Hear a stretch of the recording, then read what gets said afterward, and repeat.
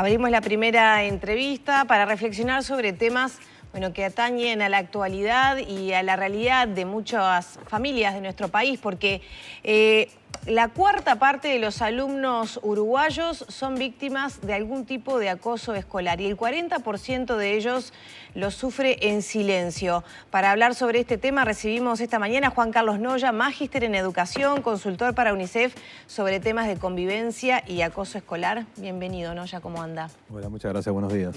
Bueno, quedé impresionada al leer estos datos. Surgen de UNICEF, de una encuesta realizada y avalada por UNICEF. En realidad surgen lo que hicimos con UNICEF fue una meta investigación, es decir, investigar todas las investigaciones que se han hecho en Uruguay en relación al tema de acoso escolar, y esos datos que usted mencionó se refieren a una de las investigaciones que es de las pruebas PISA. Las pruebas PISA, si bien estudian el rendimiento de los alumnos en tres áreas, que es matemáticas, ciencias y lengua, y una cuarta área que agregaron en los últimos años, que es la competencia digital, desde el 2015 empezaron a preguntar en relación a cómo se sentían los alumnos en los liceos, porque se hace alumnos del liceo de 15 años, digamos, que están escolarizados con edad de 15 años. Y bueno, ellos preveían que de alguna manera las situaciones de violencia o que los chicos no se sintieran bien en la escuela o en el liceo podría llegar a impactar en los rendimientos. Entonces, bueno, llegaron a estos números que usted mencionó, y que es un dato que si bien hay otras mediciones internacionales que dan otros datos a veces un poco distintos, estos datos a nosotros nos permiten compararnos en el mundo, porque las pruebas PISA se hacen en muchos lugares del mundo, entonces nos da como una cierta referencia. Las preguntas que hacen son muy concretas, son bastante vinculantes al hecho concreto del acoso escolar, por lo tanto entendemos que son unas cifras que son bastante cercanas a lo que se da en la realidad, ¿no? Ahora que mencionan las pruebas PISA y que está comprendido este cuestionario sobre cómo se sienten, ¿impactan en el rendimiento de los estudiantes? Impacta notoriamente en el rendimiento. Eso ya otra de las encuestas que era de UNESCO. Porque siempre los manejamos como factores diferenciales, ¿no? ¿Qué le puede pasar al alumno a nivel del rendimiento? Si los procesos educativos son los adecuados, pero esto es un... Impacta notoriamente, es decir, los chicos ellos diferencian, hacen 7 preguntas para saber si el alumno es víctima o no de acoso escolar. Los chicos que de alguna manera reúnen esas características le preguntan la frecuencia, que es un elemento bastante diferencial. Porque una cosa es que un chico sufra una agresión puntual, que eso no es acoso escolar, sino que una serie de agresiones sostenidas en el tiempo, eso sería una situación de acoso escolar. Ellos preguntan si alguna de esas situaciones que le preguntan, si fue insultado, amenazado, golpeado, se burlaron de él por redes sociales, esas son básicamente las preguntas que les hacen. Si esas situaciones el adolescente o el niño las sufrió en la última semana, en el último mes o en el último año, le preguntan. Y se considera para PISA acoso escolar, y yo estoy de acuerdo, a los chicos que le pasa en la última semana o en el último mes. Eso marca una frecuencia bastante alta. Y en los casos de los chicos que tienen esa frecuencia alta, los rendimientos en todas las áreas que ellos investigan están descendidos. Es decir, hay una correlación desde el punto de vista científico entre los chicos que sufren acoso escolar y su rendimiento escolar, básicamente. ¿Uruguay entonces cómo se para en comparación con otros países en estas situaciones? Bueno, digamos, en comparación con el promedio de los países de la OCDE, que incluye países desarrollados de Europa y países de Latinoamérica, países de África, países de Asia, no todos los países del mundo participan de las pruebas PISA. Nosotros, el promedio de los países está en el 23% de los chicos, nosotros estamos casi en un 26%. En los países vecinos estamos un poco mejor. Argentina tiene un 28, casi 29%, Brasil tiene un 32%, pero los otros países latinoamericanos como Perú, Chile están por debajo, 24, 22%. Y los países que hace más tiempo trabajan el tema, que eso yo siempre me gusta destacarlo, porque los países nórdicos, que son realmente un modelo desde el punto de vista educativo, donde muchos docentes han ido a formarse y ver, porque tienen muy buenos resultados académicos, y en el tema de acoso escolar son los precursores, empezaron a estudiarlo hace muchísimo tiempo, vienen trabajando el tema con programas que son muy buenos de prevención y de atención de las situaciones de acoso escolar, y en las pruebas PISA no le va tan bien, ¿no? Le va un 16-17%. En un cuestionario, por ejemplo, otra herramienta que se usa, que se usaba en la Unión Europea, ahí sí, en ese cuestionario ellos pueden ver la evolución que la aplicación de estos programas de prevención y de intervención ante situaciones de acoso escolar hizo bajar en 10% de las situaciones de acoso escolar. Pero con otra herramienta, ¿no? Claro. En las pruebas PISA digo que es la misma pregunta para todos, ahí estamos hablando en 16, 18% de los países nórdicos, ¿no? ¿Y qué es el acoso escolar? Usted hablaba de una situación sostenida, creo que hablamos 2 por 3 de bullying, de acoso, pero nadie termina de tener bien claro qué configura un acoso escolar. Sí, yo le agradezco la pregunta porque eso es clave bastante, ¿no? En el tema, porque nosotros ya hablamos de diagnóstico diferencial, porque el poder diferenciar que una situación es de acoso escolar nos permite adecuar la intervención. Es decir, no es lo mismo una situación de violencia escolar puntual, donde un chico o varios chicos se toman a golpes, por ejemplo, o una vez a un alumno lo insultan o se burlan de él, a una situación de acoso escolar. Para que sea acoso escolar se tiene que dar, primero, una agresión que puede ser física, que son las menos comunes en Uruguay y en el mundo, verbal, que puede ser insultos, poner un apodo agraviante, es decir, que el chico se burlen de él por alguna característica, ya sea física o de su personalidad. Y el más complejo de todos es el de exclusión social, es el dejarlo fuera de los grupos. Que estas dos últimas, la verbal, digamos, los insultos y la exclusión, hoy día también se da en la virtualidad, donde nuestros adolescentes, niños a partir de los 10 años aproximadamente y adolescentes, viven mucha parte de su tiempo. Por ende, esta situación de acoso escolar también se trasladan a la virtualidad, como decimos nosotros, conformando lo que se llama ciberbullying, ¿no? Que es digamos, una característica diferencial. Pero para que sea acoso es una agresión de alguno de estos 3 tipos que mencioné, que se repitan los actores, es decir, que la víctima sea siempre la misma persona y que los agresores sean las mismas personas. Y un tercer elemento muy importante es que la víctima se sienta atrapada en la situación, es decir, se siente en una situación de que tiene menos poder que el agresor, por lo cual no puede salirse solo, por ende necesita de que lo ayuden. Esa sensación puede ser real.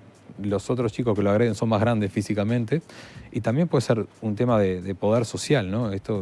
Las sociedades, digamos, lo que nosotros llamamos microsociedades o grupos de adolescentes o de niños funcionan como las sociedades, digamos, de adultos. Entonces hay estatus y hay de alguna manera poder social y el chico siente que no tiene la suficiente fortaleza anímica o la suficiente fortaleza social como para poder responder a esa agresión, y eso hace que los agresores, bueno, de alguna manera sigan agrediéndolo.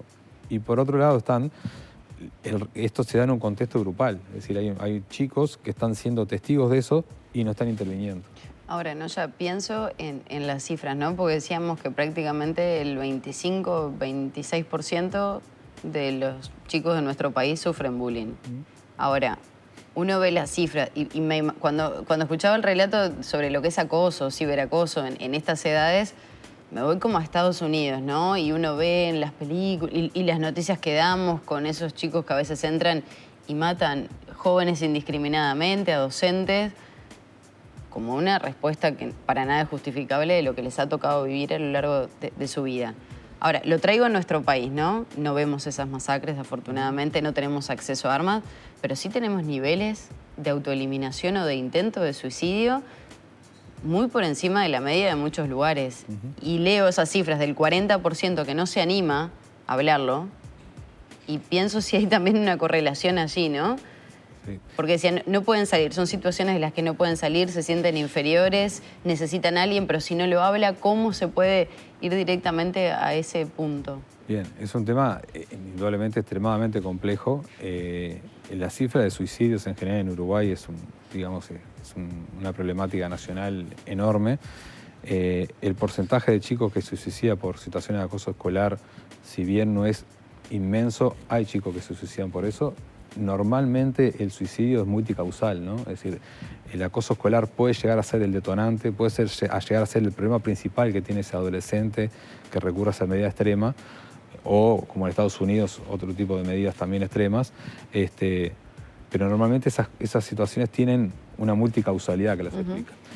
Yo siempre digo que a veces nos concentramos en los chicos que realmente llegan a esas medidas extremas, que es terrible obviamente para ese chico, para esa familia, para ese grupo de personas que está alrededor del chico que toma esa terrible decisión, pero hay una cantidad enorme de chicos que sufren trastornos de ansiedad, trastornos depresivos sin llegar a los intentos de autoeliminación o cosas más importantes, pero realmente que están sufriendo mucho y como decía, esos números sufren en silencio porque no hablan con nadie. Entonces, nosotros lo que tenemos como docentes, ahí me paro en el rol de profesor, tenemos que estar atentos, ¿no? Porque los chicos hablan un porcentaje con sus familias, un porcentaje con sus amigos. Entonces, bueno, tenemos que nosotros diseñar estrategias de detección. Trabajar con las familias para que estén atentos cuando el chico no quiere ir a la escuela, cuando ven cambios de humor, cambios de conducta importantes, lo ven triste, bueno, que hablen con el liceo, la escuela, bueno, ¿qué está pasando? Hay algo que está pasando acá. Y los docentes estar atentos a ese tipo de cosas. Los chicos cambian notoriamente el comportamiento cuando son víctimas de acoso. Tenemos que tener, como digo siempre, cada vez que voy a dar una charla o algo, digo, bueno, hay que tener todos los sentidos abiertos para poder detectar esos chicos que están sufriendo en silencio. ¿Y qué pasa con los que ejercen el bullying? ¿Cómo es el abordaje que se hace desde las instituciones? Bueno, el abordaje uno hoy... dice, lo expulso del... No, sí, me imagino porque va a ir a otro lugar y capaz que va a hacer exactamente lo mismo. Bueno, a ver... El tema del abordaje es que hoy día en Uruguay no hay un protocolo, ¿no? Es decir, no hay un protocolo de intervención ante situaciones de acoso escolar. Hay un mapa de ruta para tratar situaciones en general de convivencia escolar desde el año 2017. O sea, el CODICEC no tiene un protocolo a nivel educativo para abordar temas de acoso escolar. De acoso escolar específico no hay en Uruguay, ¿no? Entonces queda un poco liberado a ese mapa de ruta que da algunas herramientas, algunos instrumentos en general, pero que no es específico de acoso escolar.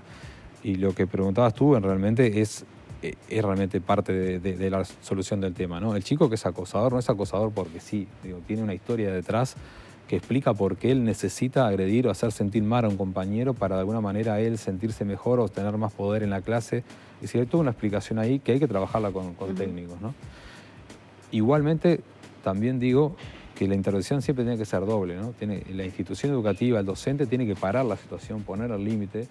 Es decir, al chico que comete, digamos que le falta compasión, como decimos nosotros, y ve que le dice algo a un compañero, el compañero se entristece, se enoja o hay una reacción afectiva al otro lado, bueno, hay que ponerle un límite, ¿no? Que la sanción que tú decías, yo creo que la sanción está bien, porque eso es marcar desde el mundo adulto, esto está mal. Si tú haces esto, cuando seas adulto vas a tener una consecuencia. Más allá del aspecto moral, que está mal hacer sentir mal a otro. Pero por otro lado también necesita ese chico que alguien lo acompañe, el acosador, para que pueda entender por qué lo hace. Y ahí, bueno, entran los equipos técnicos, ¿no? Y las casas, ¿no? Las familias. ¿Cómo está haciendo el rol que están jugando las familias? ¿Y cómo lo toman los padres, ¿no? De esos niños. Ahí está, las familias, nosotros siempre decimos, son parte del problema y son parte de la solución. Las familias, los adultos, todos nosotros, tendemos a dos conductas. O relativizar el tema, decir, bueno, esto sí me pasó, no tiene grandes consecuencias, o magnificar el problema. Bueno, mi hijo sufre bullying y en realidad fue una vez que tuvo un problema con un compañero y eso no es bullying, eso fue una agresión grave, que no está bien, pero no es una situación de acoso escolar. Por eso yo digo la importancia de diferenciar y decir, bueno, esto es situación de acoso. La familia tiene que de alguna manera acudir al liceo, acudir a la escuela, plantear la situación. Cuando se entrevista, cuando habla con su hijo, no hacerlo sentir culpable, porque algo que tendemos, y sobre todo con los varones en nuestra cultura, es decirle ¿por qué no te defendés? Claro. Y en realidad el chico no puede defenderse. Entonces eso al chico lo hace sentir peor, porque lo que espera cuando se anima a hablar, o cuando el padre ve cosas, señales y lo invita a tener una conversación, la familia tiene que lograr que el chico se sienta cómodo y pueda hablar y no sentirse culpable, porque los chicos normalmente tienden a culpabilizarse, que ellos son responsables de lo que le está sucediendo a las víctimas, ¿no? Con los acosadores normalmente lo niegan y a veces para nosotros, ahí me pongo en el rol de padre, yo me saco el rol de profesor, para los padres siempre es difícil aceptar que nuestro hijo puede tener un problema de diferente índole. Y a veces cuando nosotros le planteamos, bueno, su hijo está haciendo tal cosa, no es demonizar al niño o al adolescente, sino decirle, bueno, está teniendo un problema de manejo de su agresividad y hay que trabajarlo, hay que tratarlo. Y a veces tenemos familias que son muy receptoras a eso y tienen familias que, bueno, que no pueden ver eso, que no niegan, que dicen, bueno, no, mi hijo no, o fue provocado por... Siempre hay una justificación, o siempre no, a veces hay justificación, y bueno, cuando tenemos esas familias es complejo. Las familias, y termino, discúlpeme, cumplen un rol fundamental en lo que es la educación en valores, ¿no? Acá estamos hablando de base de valores de empatía, de compañerismo, de solidaridad, de compasión, de ponerse en el lugar del otro. Y los valores, básicamente las instituciones educativas colaboran, tienen que tener un programa de educación en valores, naturalmente, pero colaboran con los valores que se forman en la familia. Si en la familia no hay esta educación en valores, bueno, tenemos las instituciones educativas un desafío mayor para fortalecer la educación en valores, ¿no? ¿La reforma educativa no prevé ningún instrumento más concreto al que usted mencionaba, esa hoja de rutas, para intervenir y estar atentos a estas situaciones? Bien, la reforma educativa en principio iba a tener un área que era lo que se llama, tiene varios nombres, habilidades socioemocionales, era lo que le había dado la transformación curricular integral en Uruguay, que era iba a ser como un programa dentro de la reforma educativa. Eso al final no se plasmó y se trasladó a las unidades curriculares, que es el nombre ahora de las asignaturas. Es decir, que los docentes deben de trabajar dentro de las 10 competencias que debemos trabajar en las aulas. Hay 4 que se refieren a las competencias básicamente de relación consigo mismo, de relación con los demás. La competencia intrapersonal, que significa el conocimiento de sí mismo, cómo, digamos, que pueda ver su fortaleza, sus debilidades el alumno, la competencia de relacionamiento con los otros. Esas 2 están básicamente orientadas a lo que es la inteligencia socioemocional y es parte de lo que nosotros como docentes tenemos que plasmar en nuestras propuestas educativas. Ahí la gran dificultad que tenemos es que los docentes no fuimos formados como para eso, ¿no? Fuimos formados, quizás en primaria puede ser diferente, pero en secundaria fuimos formados para, enseñar el contenido. Enseñar un contenido en una asignatura, que es uno de los grandes desafíos, ¿no? En el proyecto inicial estaba como que iba a haber un área, como una asignatura, pongámosle eso, o un espacio de trabajo específico del área socioemocional. Eso no está, sí está dentro de las competencias que tenemos que Por tener. lo menos faltaría una capacitación específica para los docentes que puedan trabajar algunos aspectos de ese, digamos, Sí. educación emocional. Exactamente, el área de educación emocional o de habilidades socioemocionales es un área donde se ha avanzado mucho a nivel del mundo, hay muchos países que están muy avanzados en esto, nosotros lamentablemente venimos bastante atrás y sí, necesariamente necesitamos formación para poder actualizarnos, ¿no? Porque, digamos, los docentes nos enfrentamos a 20, 25 chicos con diferentes problemáticas, no solamente de acoso escolar, y tenemos que tener, digamos, además de enseñar nuestra asignatura o el tema del día que tenemos si somos maestros, también tenemos que trabajar los aspectos emocionales y vinculares de los alumnos. Más aún, que seguramente en estos días o en este tiempo surjan estudios, nosotros vemos efectos post-pandemia en las emociones y en los vínculos de los chicos, y en los adultos también, ¿no? Pero en los chicos y en los adolescentes muy, muy importante, ¿no? Bueno, lo que está ocurriendo en algunos liceos, como el Zorrilla, como el 5, algunos de los padres con los que pudimos charlar señalaban que la pandemia y esa forma de vincularse que se habían modificado tanto al estar guardados, al no tener tanto contacto, les había jugado en contra, sobre todo en esos primeros años de ciclo básico, ¿no? Que uno sale de la escuela, empezaron el liceo, pero tuvieron que volver, y después cómo se vinculaban y el distanciamiento y el ahora encontrarse.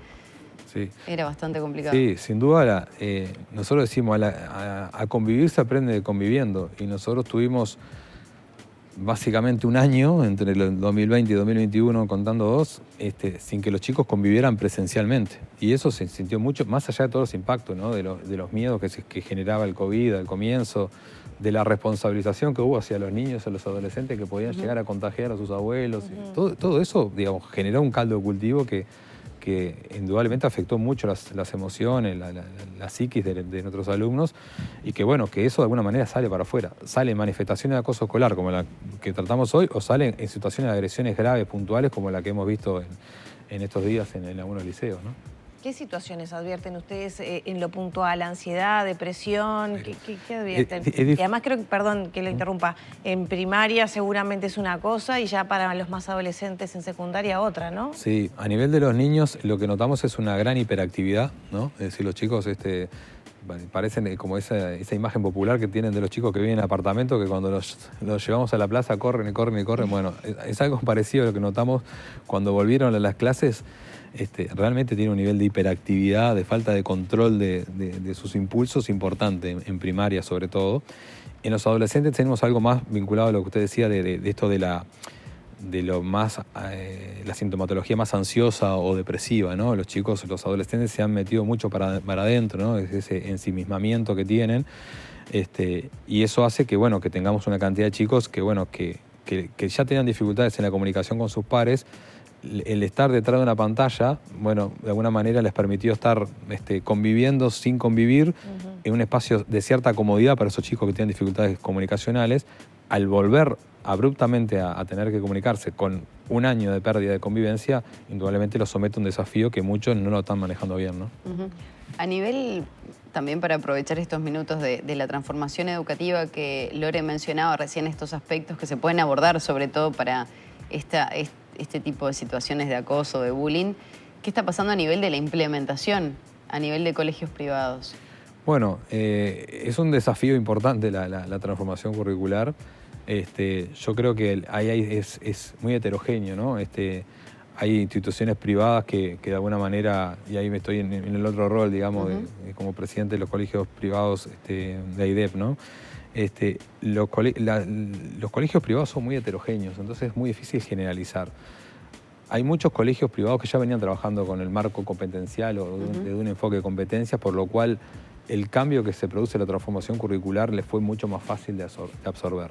Hay otras instituciones donde, bueno, indudablemente la situación no era otra, veníamos trabajando con una perspectiva de contenidos y sobre todo a nivel de secundaria, digo, y ahí me pongo en el lugar de profesor, ¿no? Yo aprendí como estudiante por contenidos, aprendí en el IPA a enseñar por contenidos, enseñé 25 años por contenidos, entonces aprender en 3, 4 meses de formación, y quiero aclarar que los cursos de formación están bien lo que tenemos que hacer porque hizo la ANEP, digamos, están muy bien los cursos, pero en realidad lo que tenemos es un problema de tiempo. Claro, que sacarse un chip y ponerse otro, exacto, ¿no? Después de 20 años. Es un cambio de chip importante, digo, que está muy metido adentro de nuestro cerebro el chip. Yo creo que esto va a llevar tiempo. Creo que el rumbo, la dirección está bien, no va a llevar tiempo. Creo que tanto a los docentes de la educación pública como la educación privada poder procesar este cambio. Yo creo que el rumbo está bien, se pueden hacer algunos matices, algunos ajustes, pero la implementación es muy heterogénea dependiendo de los centros educativos, ¿no? ¿Y esa dificultad se ve más entonces en secundaria?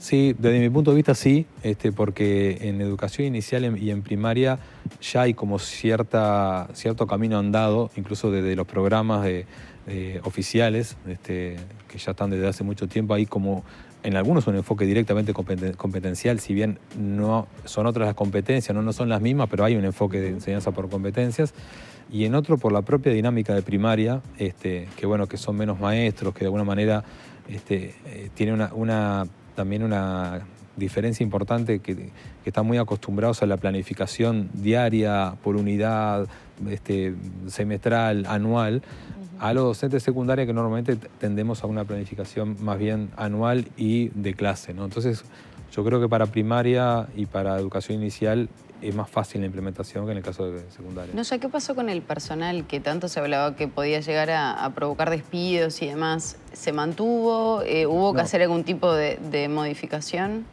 Sabe que no hubo la transformación curricular. Lo que implicó no fue grandes cambios a nivel de la carga horaria. Es decir, si ustedes miran la carga horaria, no cambió básicamente. Lo que cambió fue la distribución interna. Es decir, y mi asignatura, por ejemplo, que es geografía, dejó de estar en tercero. Yo tenía 2 horas en tercero, no las tengo más. Pero en primero y segundo había 3 horas y ahora hay 4 en cada una. Por lo tanto, las 2 horas, digamos, que no están en tercero, están en primero y segundo. Por tanto, la pérdida concreta de horas de clase de docentes ha sido mínima en cuanto a eso, porque la carga horaria total no ha variado significativamente.